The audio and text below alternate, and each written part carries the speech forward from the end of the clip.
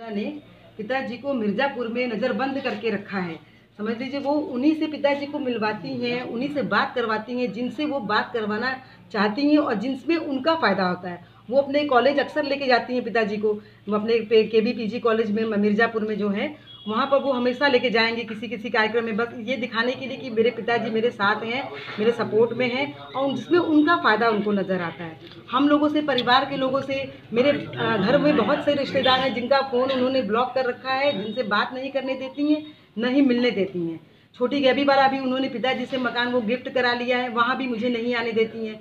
कहती हैं कि इस घर में वो अलाउड नहीं है। मुझे मिर्ज़ापुर में मैंने कई बार कोशिश की जाने की, तो वो वहाँ भी मुझे मना कर देती हैं। और पिताजी से वो झूठ बुलवा रही हैं कि मैं 50 लाख रुपए मांग रही हूँ या उनको परेशान कर रही हूँ।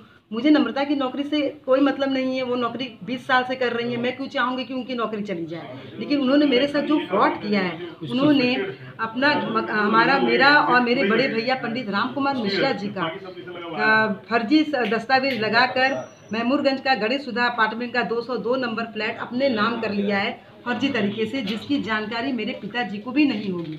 मुझे पूरा विश्वास है कि इसकी जानकारी मेरे पिताजी को नहीं है।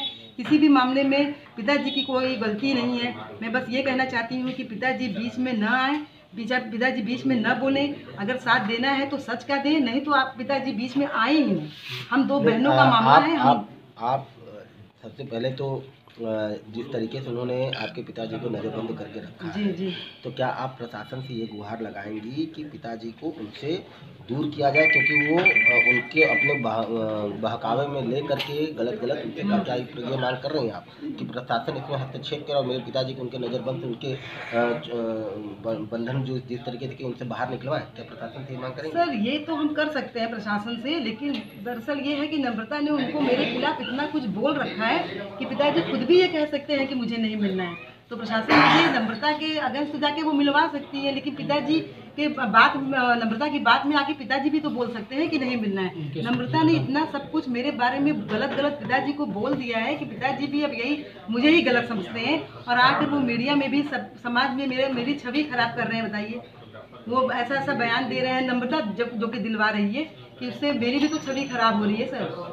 ठीक है, मैं उनकी पुत्री हूँ, लेकिन मेरा भी आत्मसम्मान है, मेरी सेल्फ आइडेंटिटी तो है, वो भी तो खराब हो रही है ना सर। आप प्रशासन से क्या चाहती हैं? प्रेस कॉन्फ्रेंस के जरिए क्या कहना चाहती है, क्या मांग है आपकी? ये कहना चाहती हूँ कि मुझे भी एक आम नागरिक की तरह देखा जाए और नम्रता को भी एक आम नागरिक की तरह देखा जाए, न कि पद्म विभूषण पंडित छन्नूलाल मिश्रा जी की बेटी की तरह। और अगर उनकी बेटी की तरह देखा जा रहा है तो नम्रता जैसे बेटी है वैसे ही मैं भी। मामले की जांच और मामले की जांच आप ये देखिए, मेरे पास सबूत है, मेरे अपने उंगली तोड़ने का मेरे पास मेडिकल है। ये फर्जी दस्तावेज देखिए, ये पक्की नकल हमने हमारे वकील साहब ने नगर निगम से निकलवाई है। इस पर तो कार्रवाई होनी चाहिए ना सर। ये तो गलत है ना कि पापा की हर चीज़ FD हो गया, सोने के बिस्किट थे, वो माता जी का सारा गहना जो भी था और सारा कुछ, 2 मकान ही है हमारा। एक उन्होंने पिताजी से छोटी गैबी अकेले गिफ्ट करा दिया और एक मकान जो कि महमूरगंज वाला है वो पिताजी के नाम पर नहीं, माता जी के नाम पे था।